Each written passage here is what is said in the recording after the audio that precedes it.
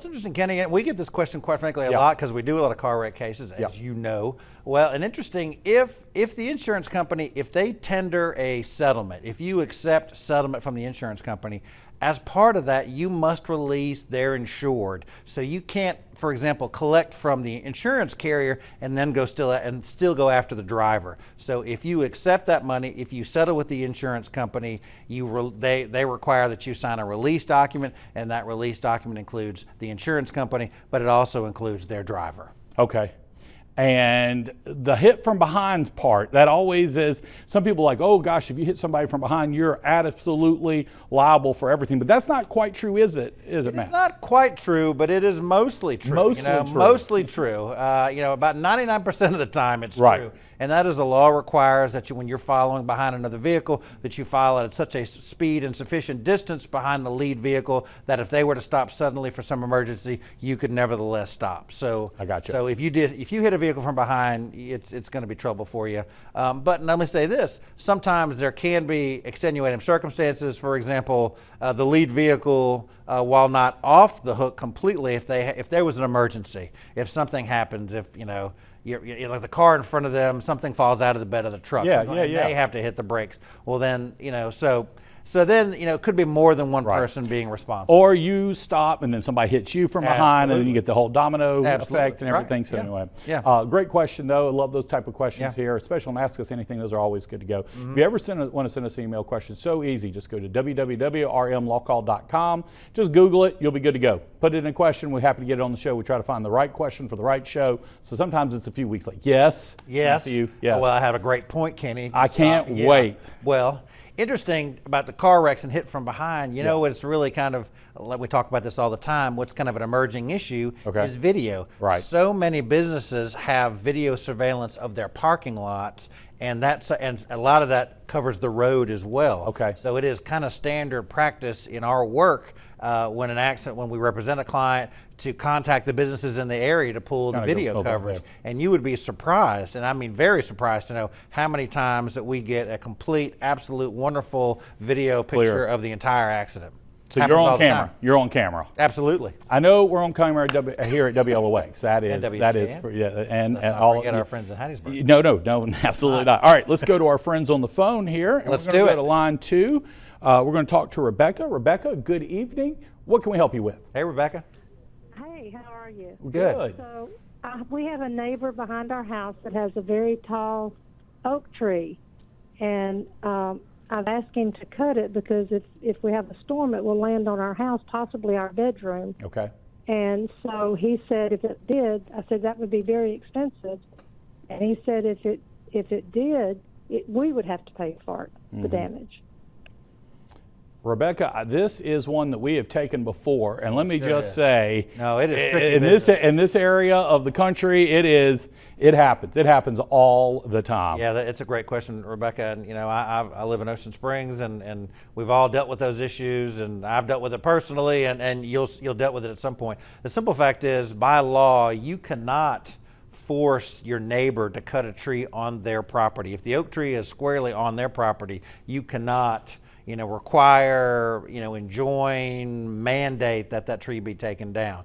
That's the short answer. But hopefully your neighbor will be responsible, realizing that storms are an issue, and usually the health of the tree is a factor as well. That's good. Perhaps a tree trimming is necessary, something like that. But that issue happens. You would be maybe not surprised, maybe very surprised. It happens a lot, and so ultimately, if the tree causes damage, if the worst happens and a storm occurs, and your neighbor's tree does fall and does damage to your house, well then guess what? He's going to be responsible, and that's a shame. But those issues happen all the time, and especially during hurricane season. Oh, for sure, and which is here, like upon us. Yeah, the peak is very near. Eric's in the other room right now. As hot as it's been. Yeah, it's like Gulf of Mexico is like an old man's bathtub right now. It is getting warm out there. Old man's bathtub. Yeah. I'm going to leave that alone. They like their water warm. They like their water warm. Do they really? Oh, very warm. All right. I'm a little uncomfortable. That takes us into our first break of the evening. When we come back, we've got this week's Legal Brief with Jim Reeves and more of your calls and questions here on Law Call.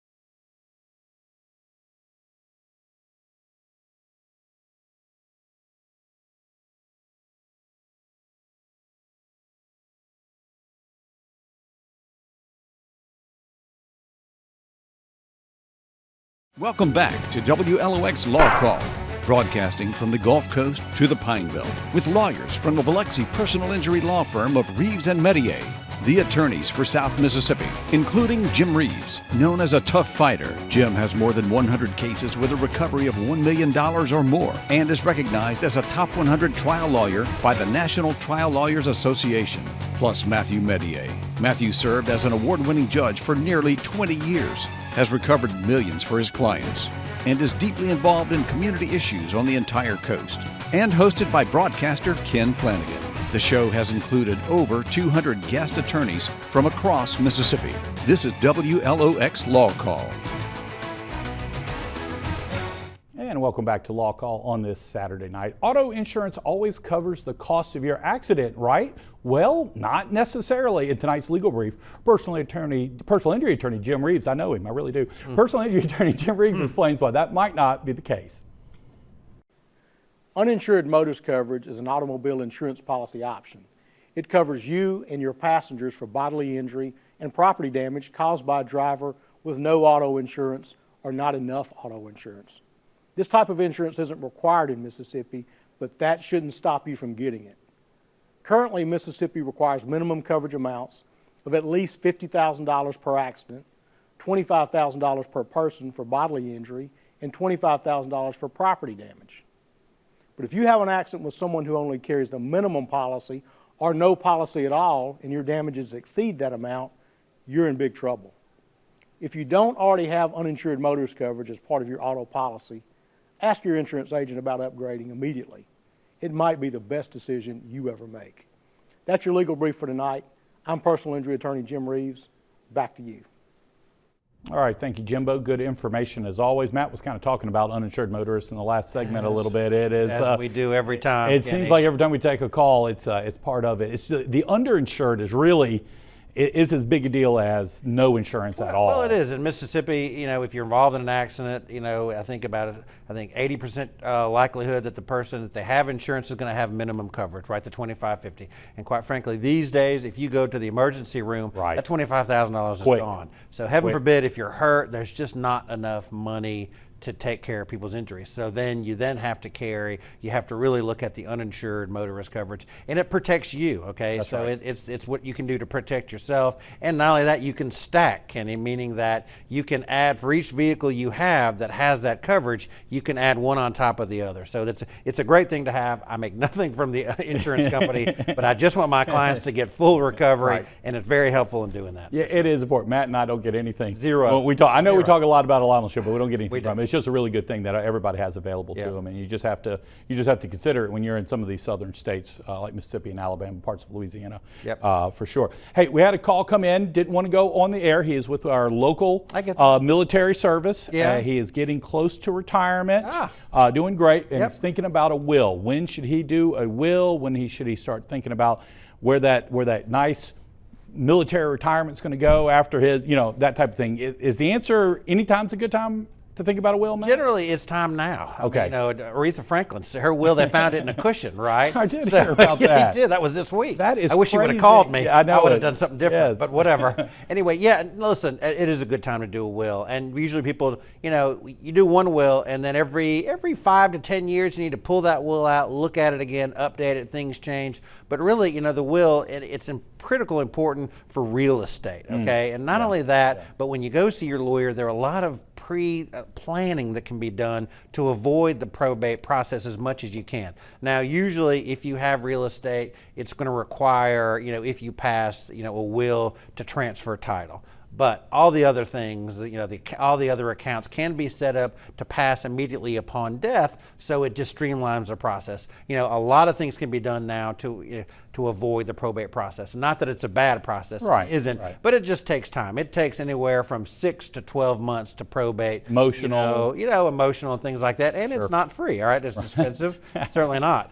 I see you chuckling. I do. Yeah, it's not. So talk to a lawyer. Now's a good time for sure, and you can update your will. So it's not, but absolutely. I mean, I've got a will, needs updating. I hope Kenny has a will. Certainly you do. Kenny. I put it between my couch cushions this week for safety. Anyway, so that was a really interesting case because she had passed. If I heard the story right, she had passed, and there was one will, and then they found one somewhere she in the hand sofa. wrote herself, by the way. Wow. And I don't necessarily, now can you do that? Yes, Yeah. you can. Mississippi allows for it. A lot of states do. And there's nothing wrong with it. But I have to tell you, I would prefer that you call me than to try to handwrite it yourself. There's some other provisions. Because in addition to the will, there's the durable power of attorney we talked about. Right. And not only that, the healthcare directive, Kenny. Right. Meaning that you tell your medical providers, your doctors, your team, what end-of-life decisions that you want made. For example, do they want to keep you artificially alive with a feeding tube? Whatever, all those kind of things.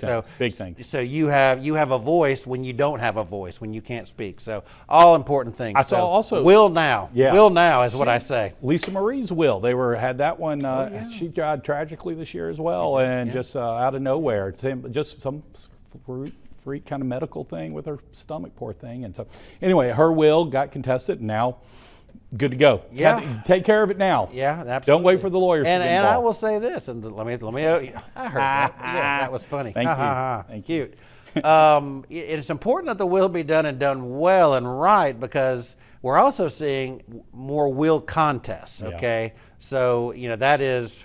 If you think someone had undue influence over, and any will done usually very soon before the death, within a few days, weeks. The closer to the death, the more suspicious kind of things become. Not that makes it wrong. Okay, you can do a will the day before you pass and it'd be perfectly fine. Right. But it does. You want to be in a that good becomes place. an issue, Yeah, right? You want to be in a good place. So anyway, will now for sure. Will Absolutely. now. Appreciate the call from our service member. Appreciate Yep. your service over Indeed. at Keesler Air Force Base, taking good care of us during hurricane season. As always, Matt, we had another call come in. Didn't want to come on the air. This one's kind of lot personal stuff here. Yeah. Personal stuff. They're talking to Uncle Kenny, and Uncle Kenny then relays it to Uncle Matt. Warm bath. So this gentleman Yeah. had a negative experience with some local law enforcement this week and was pepper sprayed by law enforcement and had to be subdued. And he really feels that this was an overreach and he didn't need to be pepper sprayed. And apparently it's bad. I've had it one time. It's bad. It hurts. That was accidental. Haven't we all? Yeah. Yeah. Well, you got the zzz. Oh, I got tased. Yeah, you got Voluntarily, I chose to.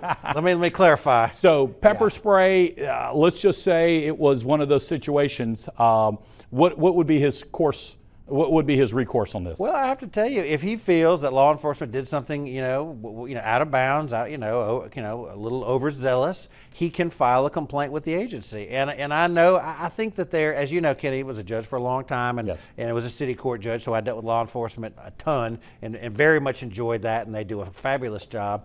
But when there is a complaint, when anyone feels that something like that happens, you go and you complain to the agency, and they will bring in another agency that'll do an investigation. Okay. They take those allegations seriously. They don't sweep them under the rug. They don't just say, we're going to file it away in the trash. Right. They take that very seriously. And then number two, I assume, and I don't know for sure, but I almost guarantee that every law enforcement agency on the coast, they have body cameras. Oh, okay, great point. Body cameras. Yeah, great point. So whatever happened, whatever incident happened is on video. Right. And so that's the first thing they'll do is they'll pull up that video, check it see out, what happened, go from there, and take it from there. Okay, so great questions. Even if you're not on the air, these are great questions tonight, and perfect for Ask Us Anything. I got to go to break, but hold that thought. I can't wait to hear Why do from we it. break? Well, I know, no commercials. We just go live for 30 straight minutes. When we come back, more of your calls and questions on LawCall, plus contact information for Matt and Jim when we return.